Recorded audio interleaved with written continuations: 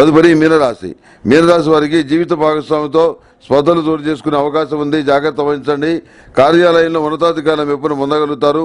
సహోద్యోగులు మాత్రం మీకు సహకరించరు. కాంట్రాక్టులు లాభిస్తాయి. ఆరోగ్యం సాధారణంగా ఉంటుంది. వ్యాపారంలో ఒడిదుడుకులు ఏవి చోటు చేసుకోవు. విలువైనటువంటి సమాచారాన్ని తెలుసుకుంటారు. చురుగ్గా వ్యవహరిస్తారు. ప్రతి పని క్రమ పద్ధతిలో నిర్వహిస్తారు. ధనం కన్నా వ్యక్తిగత గౌరవానికి అధిక ప్రాముఖ్యత ఇస్తారు.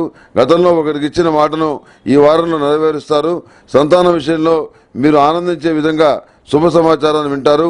అతి సమీపంలో ఉన్న శుభకార్యాల విషయమై దృష్టిని సారిస్తారు. సంతాన క్షేమం ఆనందానికి కారణమవుతుంది. నూతన రుణయత్నాలు కలిసి వస్తాయి. ప్రతిరోజు హనుమాన్ చాలీస పఠించండి. గంగ సింధూరంతో పూజించండి. హనుమాన్ ఒత్తులు వెలిగించండి. సర్వదా శుభప్రదం.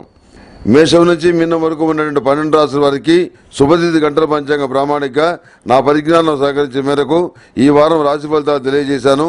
సర్వే జనా సుఖినో భవంతు. ఓం శాంతి శాంతి శాంతి.